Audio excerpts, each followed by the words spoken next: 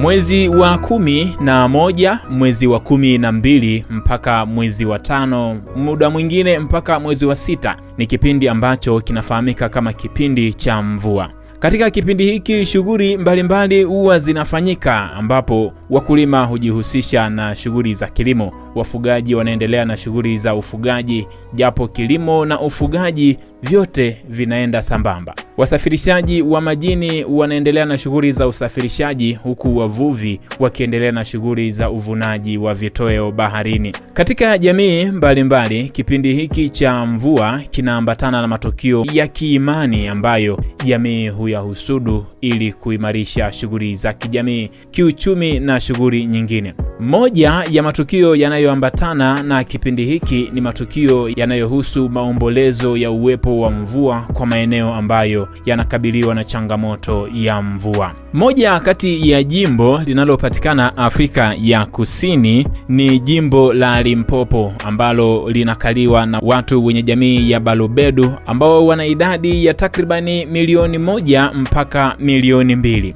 Jimbo hili linakaliwa na watu wanaojishughulisha na kilimo, likiambatana na imani mbalimbali ambazo watu wa kabila la Balobedu wanahusudu. Afrika ya Kusini inayokaliwa na watu wa Zulu, wa Sosha, wa Soto na makabila mengine. Moja ya imani kutoka kwa kabila la watu wa Balobedu kutoka Afrika ya Kusini ni imani kuhusiana na uwepo wa malkia wa mvua, ambaye wao wanamuita Mojaji.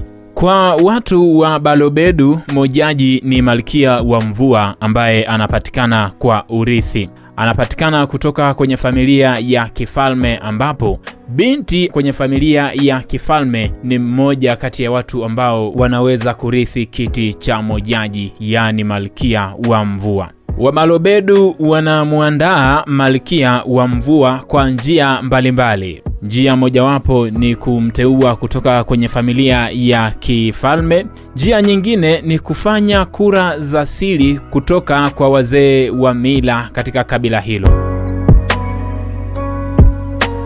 Mojaji ni mfalme wa kipekee kwa kuwa ni mfalme wa wanawake pekee, ambaye anafahamika kwa mamlaka yake ya kiroho, ikiwamo nguvu ya kuhakikisha jamii yake inapata mvua.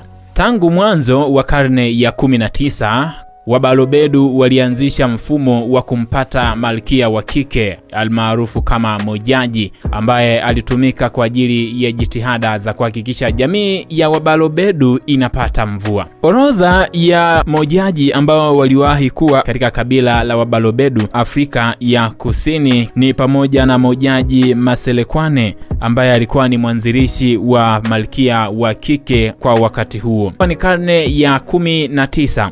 Alifuata Masalanobo Mojaji na baadaye akafuata Kesetwane Mojaji. Baada ya hapo akafuata Makoma Mojaji wa 4 mwaka 1959 mpaka mwaka 1980. Akafuata Makope Mojaji wa 5, alitawala mwaka 1980 mpaka mwaka 2005. Baada ya hapo akafuata Masalanobo Mojaji. Hiyo ni jamii ya Afrika ya Kusini. Tuambie, ipi ni imani ya jamii yako kwenye kipindi hiki cha mvua? Hii ni Flow Updates.